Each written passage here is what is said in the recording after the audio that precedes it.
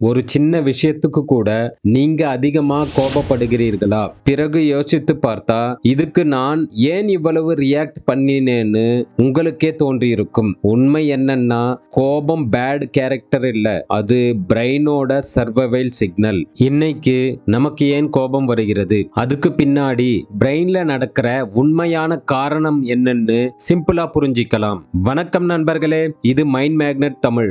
நம்ம சேனல்ல லைஃபை பற்றியும் மைண்ட், பிரெயின் இதெல்லாம் எப்படி வேலை செய்கிறது என்பதை பற்றியும் ரியலா பிராக்டிக்கலா பேசுறோம். இந்த வீடியோ முடியும் போது நீங்க கோபத்தை கண்ட்ரோல் பண்ண மாட்டீங்க, கோபத்தை அண்டர்ஸ்டாண்ட் பண்ணுவீங்க. கோபம்னா உண்மையில் என்ன? கோபம் ஒரு எமோஷன் இல்ல, அது ஒரு ரியாக்ஷன். பிரெயினுக்கு டேஞ்சர்னு ஃபீல் ஆச்சுன்னா, கண்ட்ரோல் போகுதுன்னு தோணுச்சுன்னா, ரெஸ்பெக்டை இழக்கிற பயம் வந்ததுன்னா, அமெக்டாலா என்று சொல்லப்படும் பிரெயின் பார்ட் உடனே ஆக்டிவேட் ஆகும். அங்கு உடனே அலாரம் அடிக்கும். அதோட ஒரே வேலை என்னன்னா, நம்மளை எப்பொழுதும் ஆபத்துகளிலிருந்து காப்பாற்றுவது. அதனால தான் அது என்ன சொல்றதுன்னா, fight or protect your self. அப்ப பிரெயின் கேள்வி கேட்காது, லாஜிக்கை பார்க்காது, பாஸ்ட் மற்றும் ஃபியூச்சரை நினைக்காது, ரியாக்ட் மட்டுமே பண்ணும். அதனால் தான் கோபம் வருகிறது. அந்த ஒரு ரியாக்ஷனை தான் நாம் கோபம் என்று சொல்கிறோம். 20லிருந்து 40 ஏஜ் இருக்குல்ல, அதில் எக்ஸ்பெக்டேஷன் அதிகம், ப்ரெஷரும் அதிகம், கம்பாரிஷன் எதுக்கெத்தாலும் கம்பாரிஷன் அதிகம். ஆனால் கண்ட்ரோல் மிக மிக குறைவு.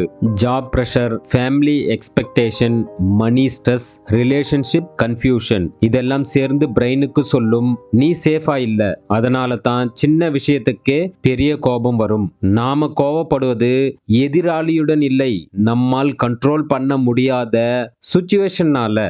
பாஸ் சொன்ன வார்த்தை இல்லை, டிராஃபிக்கும் இல்லை, பார்ட்னரோட ரிப்ளையும் இல்லை. எந்த சூழ்நிலை வரும்பொழுது நான் ஹெல்ப்லெஸ்னு பிரெயினுக்கு ஃபீல் ஆகுதோ அப்பொழுதெல்லாம் கோபம் ஆட்டோமேட்டிக்காக வரும். அதனால் கோபம் வந்தால் அதனை அடக்க முயலாதீர்கள், காம் டவுன்னு சொல்லாதீர்கள். அதற்கு பதிலாக கோபம் வந்தவுடனே ஒரே ஒரு வார்த்தையை சொல்லுங்க, இப்போ என் பிரெயின் டேஞ்சர்னு ஃபீல் பண்ணுது, பட் நான் சேஃபாகத்தான் இருக்கிறேன். இந்த சென்டென்ஸ் லாஜிக்கல் பிரெயினான லாஜிக்கை ஹேண்டில் பண்ணும். நம்முடைய பிரெயினின் ப்ரிஃப்ரண்டல் கார்டெக்ஸை ஆக்டிவேட் பண்ணும்.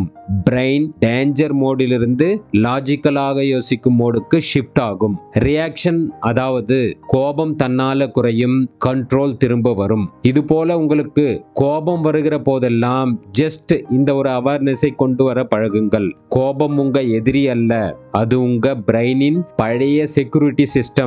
அதனுடன் ஃபைட் பண்ணாதீங்க, அண்டர்ஸ்டாண்ட் பண்ணுங்க, அவேர்னஸை கொண்டு வர முயலுங்கள். அப்பொழுதுதான் நீங்களும் கண்ட்ரோலா இருப்பீங்க, உங்க வாழ்க்கையும் உங்க கண்ட்ரோல்ல இருக்கும். இந்த வீடியோ பிடித்திருந்தால் லைக் அண்ட் ஷேர் பண்ணுங்க.